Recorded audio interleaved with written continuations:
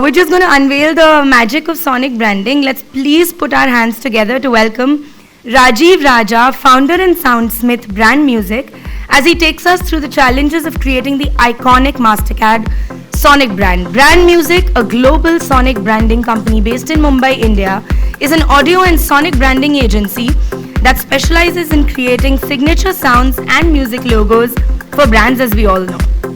Please, over to you.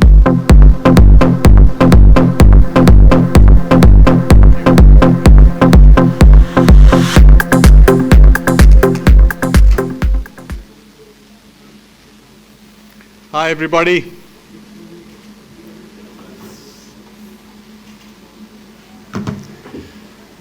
So, little bit about myself.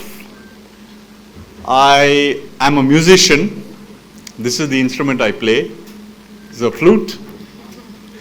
And I wandered into advertising around 25 years ago and stayed there for 25 years. Also kept my music going right throughout. And around 10, 11 years ago, I decided to bring the two worlds together of music and branding. And started the company Brandmusiq. Essentially, what we do is design the sound of a brand. We create the unique sound of a brand. So I'll tell you more about it. This was the question we used to ask our clients. If the whole world were blind, how would your brand be recognized? And probably 10, 11 years ago, it was a bit premature to ask this question. But today, as we've all been hearing about the digital media and the explosion, there are so many mediums emerging where visuals aren't possible. And it's an audio-first medium. And these words are sort of becoming true. Before I go further, let's have a little experiential session, okay? I want all of y'all to just close your eyes. I'm going to play a piece of music on my flute. Don't try and analyze the piece of music. It's an original composition of mine. But just go where the music takes you. You'll probably see some imagery. You may feel some emotions. It may trigger some memories. And after I finish playing, we'll just quickly go around and get a word or two from each of y'all about what y'all saw, felt, and remembered. Okay? So, eyes closed, everybody. No cheating. Here goes.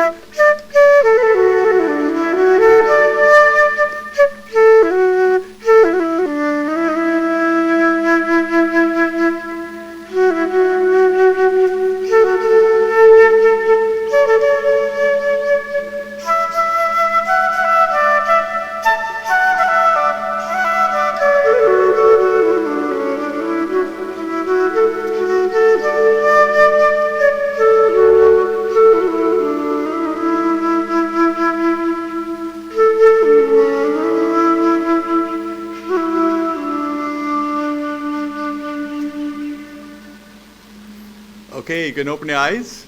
You can clap if you want, yeah.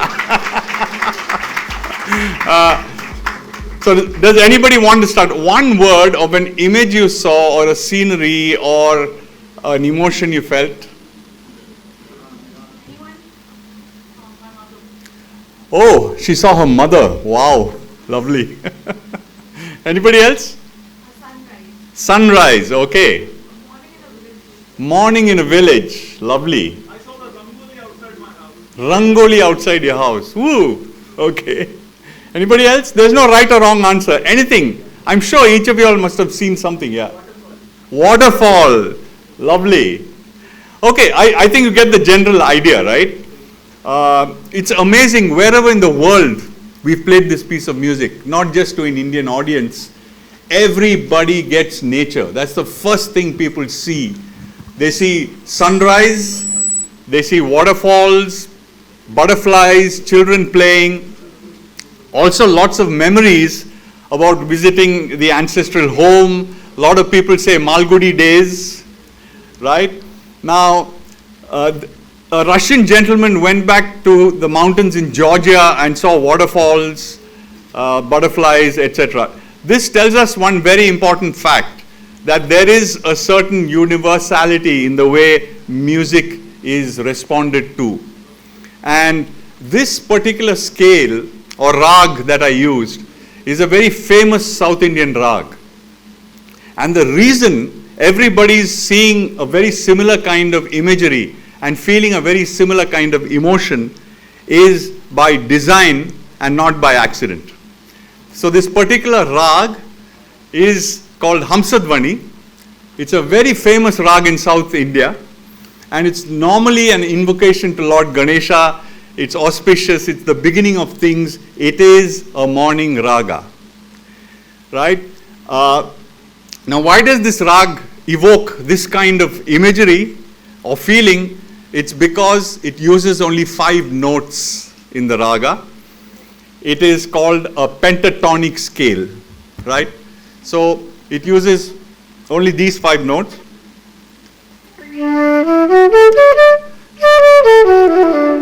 That's it.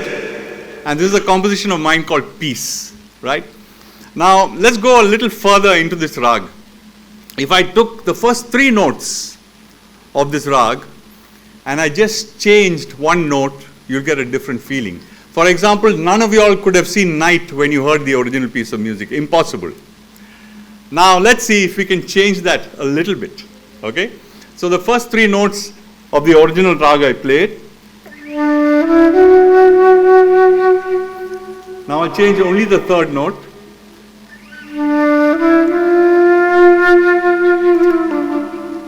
Did you feel melancholy? Right? And you probably moved from dawn to dusk. Well, that's just with the change of one note. So this is really where we began. We said, look, if we're going to be seen as a serious sonic branding agency, we need to get into the science of sound. So we're not about creating jingles. Now a jingle can be an outcome or an adaptation from a sonic identity, but we don't begin with a jingle, right? So we are creating sound for the brand. So what are we doing this for? We're trying to create the sound of a brand, the unique sound of a brand. And our thinking is that every brand has a unique DNA. Just like every one of us sitting in this room have a unique DNA. Even if we are twins, the 2 twins will have different DNAs, right? So brands are like that. And we try and understand the DNA of a brand. Once we understand that DNA, what kinds of emotions does the brand want to evoke? And then we are able to create the unique sound of a brand using the science of sound that I just spoke about. So that in a nutshell is our process. So I created a term called MOGO, or short form for musical logo, right? And today it's very heartening that it's become part of sonic branding lexicon. If only we got 1 paisa for every time the word MOGO will be used in the future, we'd probably become very rich, right? So, but a MOGO is not just a musical logo. We believe that over time it starts triggering associations. Just as when you heard this piece of music, it triggered associations of nature, it triggered various other associations, so also a MOGO over time will evoke associations, memories of the brand, bring alive the brand world. So it's amazingly efficient. So we say a MOGO is the shortest distance between a brand and a consumer's heart. We heard a lot of conversations about how important emotion is. Now this is what music can do. We know that music can trigger emotion, And in this transactional digital world where we no longer see human beings on the brand side, music can play a beautiful role in actually bringing that emotion alive. So this is what we do. We design and manage the sonic identity of a brand. Early in our journey, we used to design the master sound and hand it over. But more and more brands today are coming back to us and saying, hey, listen, this is okay as a background for my television spot or for digital content, but if I want to integrate it into my app, if I want to create a navigational audio journey, how do I do it? Do I use the same sound? Do I create a new digital version of it in terms of the tone, etc.? So managing it across what we call ear points or audio touch points becomes very critical. And that's really the managing part of it. I'll quickly touch upon our brand process. I spoke about the importance of creating a process where, music is subjective. So when we are designing the identity of a brand, we can't have brand owners saying, I like it, I don't like it, right? It should be, this fits the brand, this doesn't fit the brand. Now, how do we get objective about this? We have a very simple brand process. I won't spend too much time on this, but it's a 3-stage process. We try and discover the avatar and rasa of a brand. We'll talk a little about that. After which, we present sonic mood boards or sketches of sound so that brands can respond saying, hey, this sounds like me or this doesn't sound like me.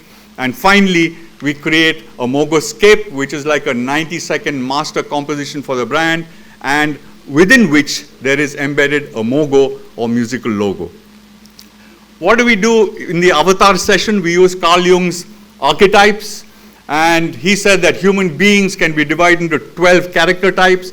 We say so also can brands, and Mercedes, for example, is a ruler brand, Apple is a creator brand, J&J Baby is a caregiver brand, Chanel is a lover brand, so on and so forth, right? So we ask brands to identify what they think their avatar could be, or avatar combination, and then we move on to the next question, what rasa do you want to evoke? Now, we have a very rich legacy of the theory of rasas in Indian artistic expression, and the rasas are 9 principal emotions, and they can move from Shringara to Hasya to Adbhuta, etc. So when we get this avatar and rasa combination, that immediately lends itself to sonic imagery, right? So a ruler is going to sound like da-da-da-dum, da-da-da-dum, while a caregiver would sound like right? So this is the spectrum of sounds, the starting point for creating unique sounds for a brand. And as I said, the sonic identity system becomes a mogoscape, a mogo, and in this digital world, a mini mogo. A mini mogo is 1.5 seconds. We've just been working on Tata Neu, and they've asked us for a mini mogo, which is 1 second, right? So that's quite a challenge. So once we create the sonic identity of a brand, this is where the ear point mapping happens. We follow the customer journey and say, look, this is where the customer can be heard, can hear you, hear the brand. The term was earlier, when I was in advertising, OTS, I think, right? Opportunity to see. So we say you've got to create a new term, which is OTH, opportunity to be heard. And it's amazing when brands start mapping where all they can be heard. Suddenly they say, hey, I can be heard on much more than just television. I can be heard on an app, I can be heard on ground, online, digital content, so on and so forth. So this is where the managing comes and the various creations of adaptations. I'll just touch upon how we created the sound for MasterCard globally. This happened around 4 years ago. It was launched in 2019 after we worked on it for 6 to 8 months. It was launched at the Grammys, and I was lucky enough to be invited. And it was just amazing. That whole Grammy week, the MasterCard Sonic branding was launched. And here's some of the thinking. You may wonder, what were the avatars and rasas that MasterCard came up with? Well, they said we are a combination of magician and every person, Aam Aadmi. Why magician? Because MasterCard is all about priceless moments, and the debit card and credit card category is about inclusiveness. Everybody is invited, right? Their rasas they wanted to evoke: optimism, joy, surprise. So now let's have a listen to how all of this came together. So as now I put on the music director hat and we are sitting with a panel of music directors. What does a magician sound like? Just close your eyes and put on a Walt Disney movie, right? You'll hear how the tones evoke a magical world. So there's already a shorthand and in our subconscious that we are used to. We hear these tones, we know, oh, that's magical, that sounds magical. So all of this was put in. Optimism was a very upbeat kind of rhythm. Aam Aadmi, simple melody that anybody, anywhere in the world can hum, right? So this was the MasterCard Mogoscape. I'll just play a bit of it.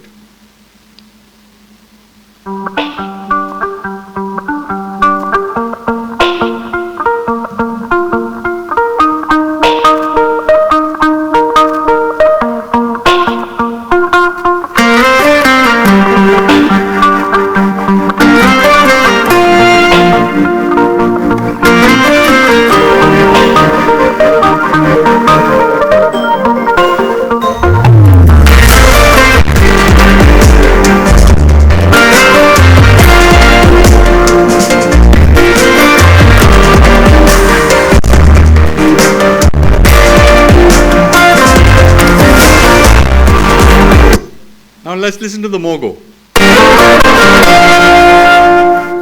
3 seconds. Mini Mogo for the digital medium, same melodic tones but digital. Okay? Now let's look at, I'll play just a bit of this. This is the television. Just listen to how the same elements have been adapted.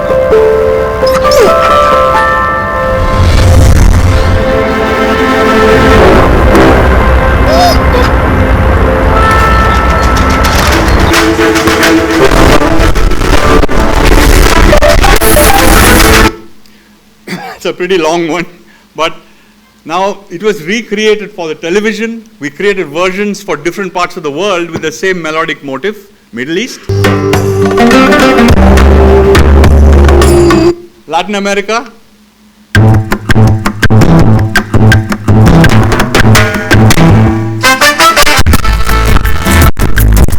India, of course.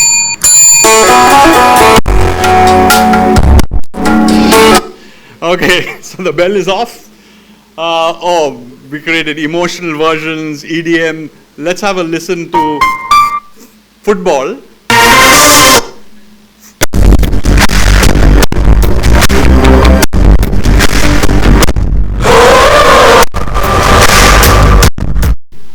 Okay, I'm rushing because the clock is ticking. This is on e-commerce.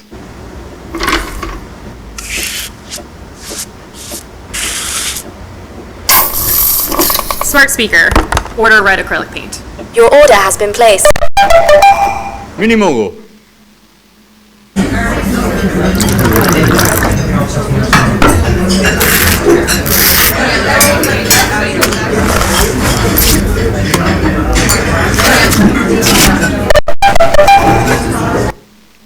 They've created an album on Spotify called Priceless, which has no MasterCard branding, visual branding, but the Mogo is built into every pop song, and there are 3 or 4 songs that are already on the top of the global charts, but with the Mogo subliminally built in.